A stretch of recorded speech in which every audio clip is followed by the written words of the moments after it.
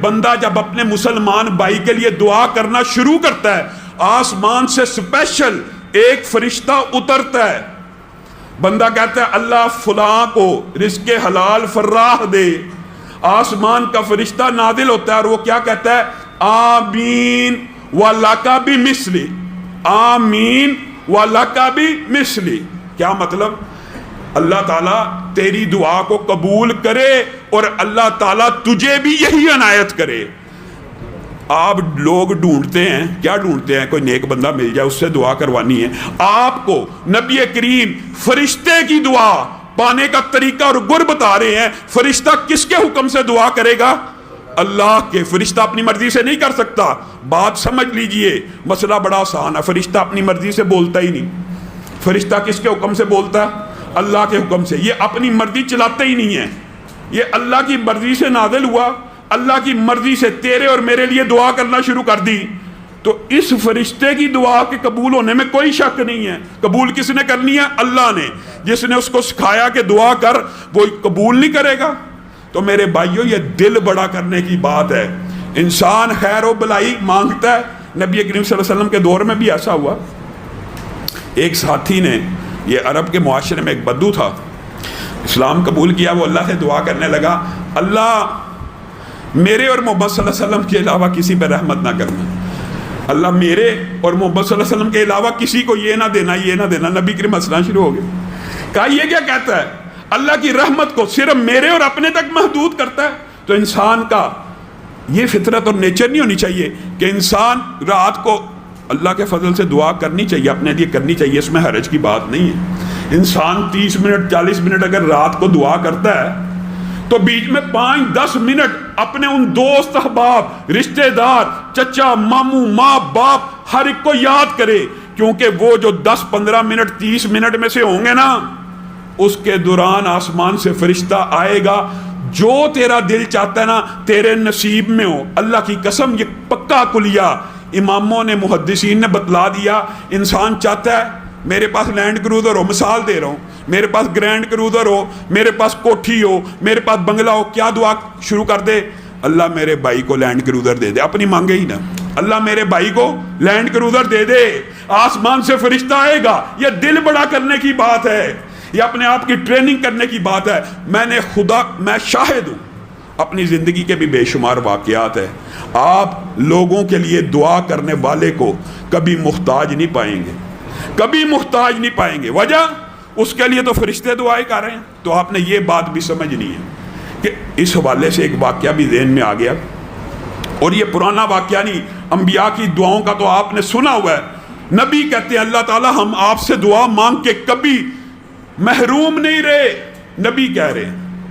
آج عصر حاضر کا ایک واقعہ دماغ میں آ گیا کسی کے لیے دعا کرنے کے حوالے سے۔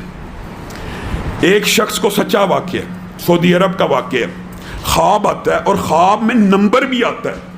خواب میں نمبر بھی آیا کہ فلاں بندے کو عمرہ کروا، خواب آئی، 7 نمبر بھی آیا، اور وہ خواب سے اٹھا، اس کو وہ نمبر یاد ہے، پھر خواب آئی، پھر خواب آئی، پھر خواب آئی۔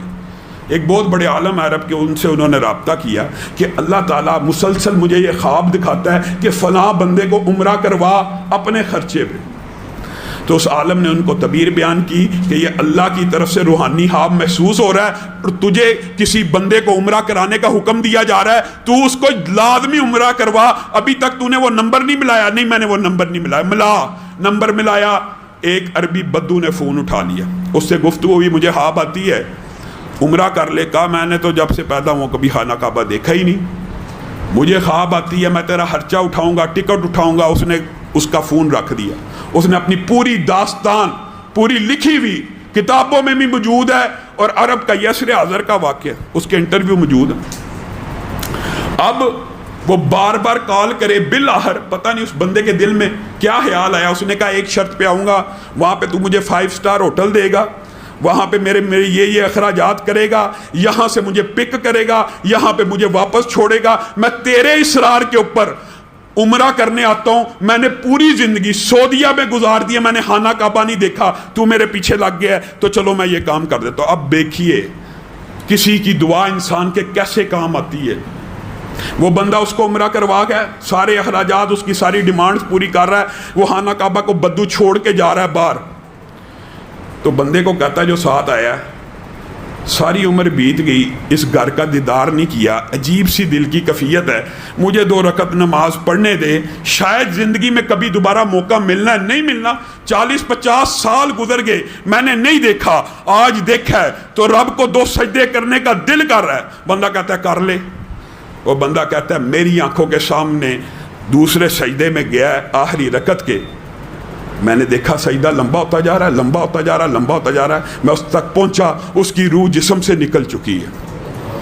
کہا میں اب حیران ہو گیا کہ مجھے خواب بلا وجہ نہیں آیا، اس کے پیچھے ضرور کوئی مقصد تھا، اللہ تعالیٰ نے اس کو کان سے پکڑ کے جو جنت میں داخل کیا ہے، کوئی وجہ ہے، کوئی ایسے ضرور عمل ہے۔ کہتا میں تحقیق کے لیے اس کی میت کو، اس کے گھر والوں کو خبر دی، سارا اس کے محلے میں پہنچ گیا، کیا ایسا عمل کرتا تھا اس کے بارے میں کہتا مجھے نیگیٹو رپورٹیں ملی، نمازی سستی کا شکار تھا، کبھی جمعہ پڑھا، عید پڑھی، بالکل نارمل آدمی، سگریٹ نوش وغیرہ وغیرہ۔